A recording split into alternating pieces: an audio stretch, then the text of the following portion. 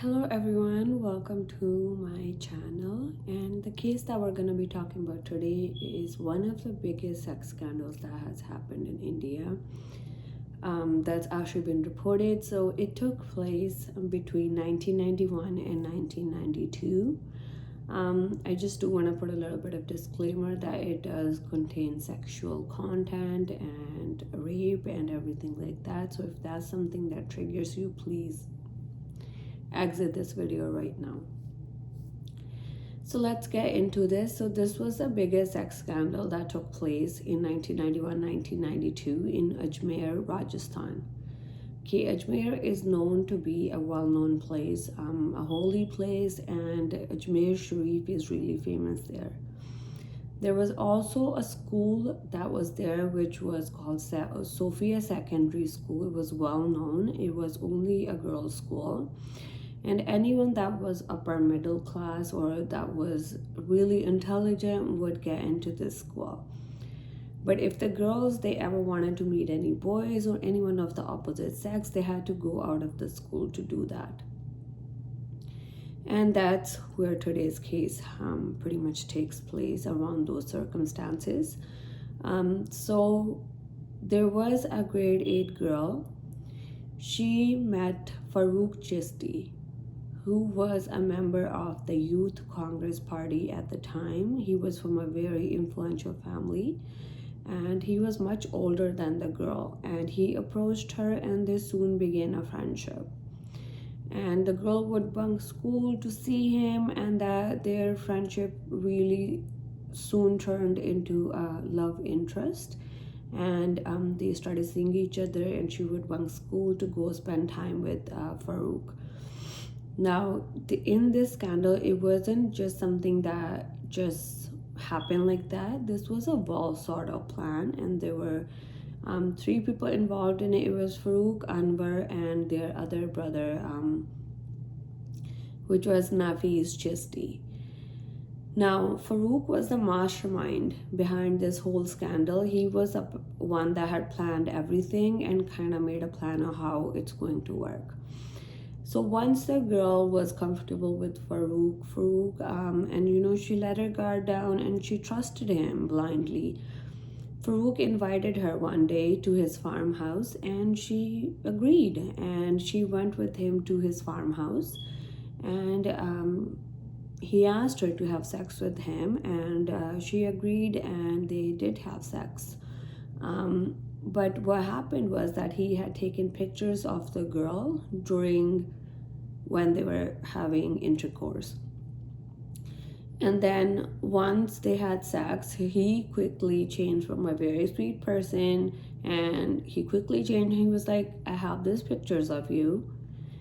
If you don't want these pictures leaked, or you don't want these pictures out in the neighborhood, into your family, then I want you to go and bring another girl with you the next time you come. And at that time in 1991, 1992, having a love interest or having any sort of physical relations with opposite sex, it was a very taboo subject. And that's how the biggest sex scandal of India started. And she brought another girl, to save herself or save, her honor and dignity and everything like that, to make sure those pictures never got around to anyone.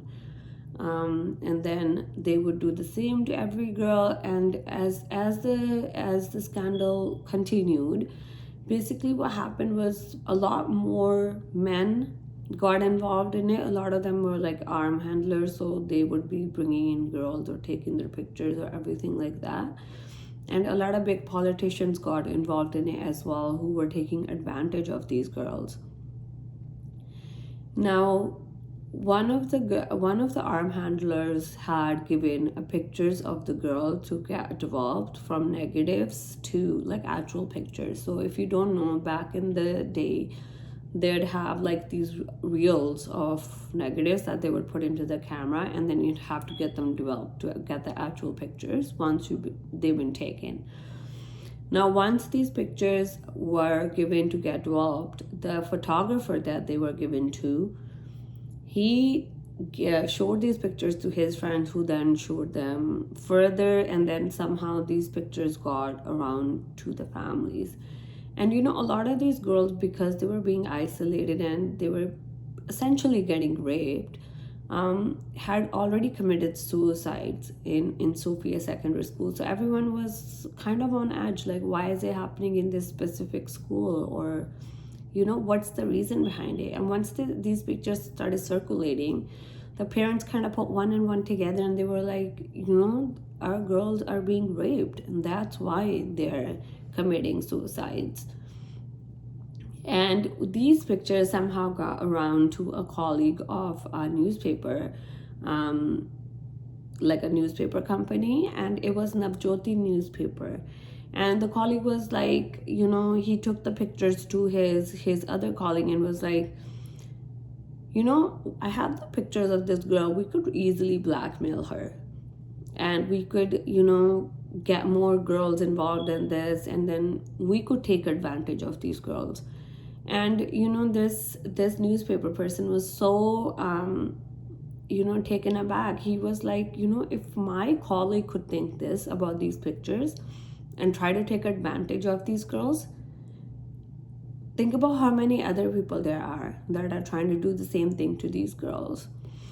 So what he did was he published the pictures of the culprits on a newspaper article, and his name was Madan Singh.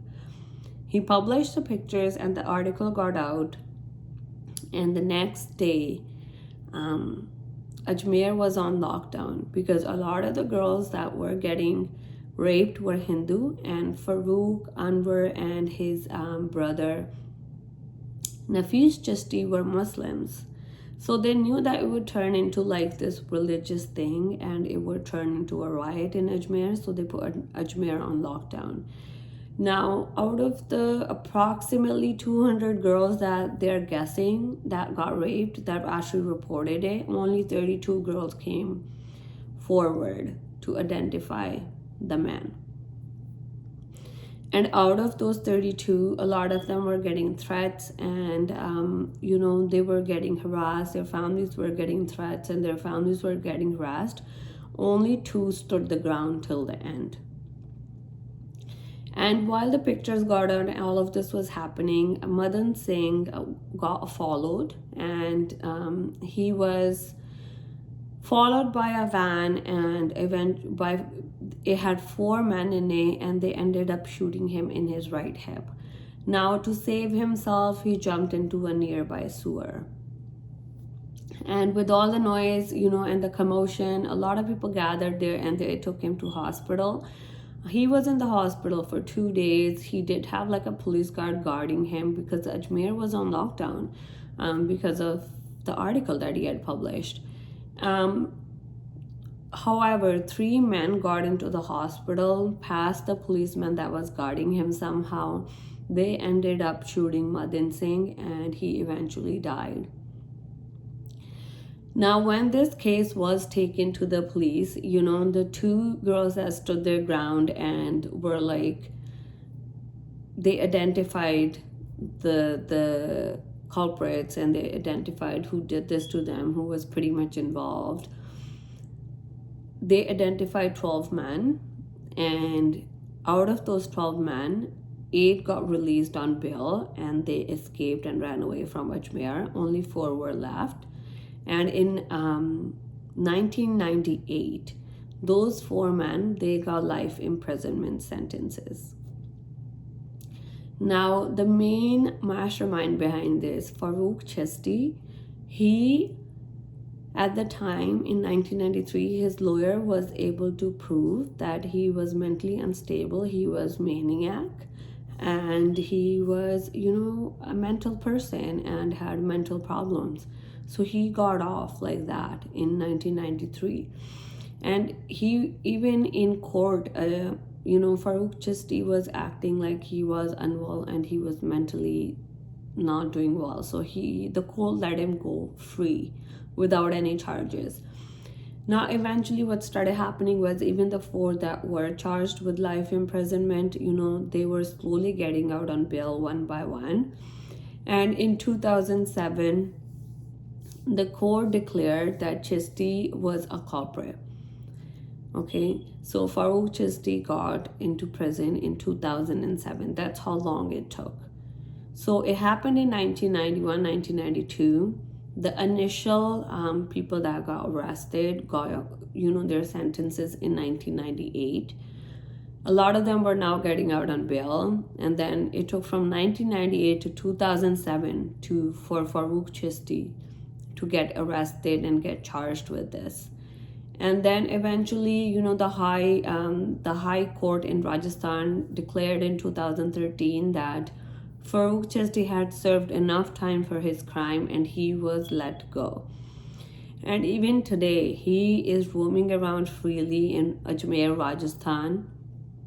And he, has even more of a grip in Ajmer, Rajasthan politically now more than ever, because people are more scared of him now because he got off for this crime.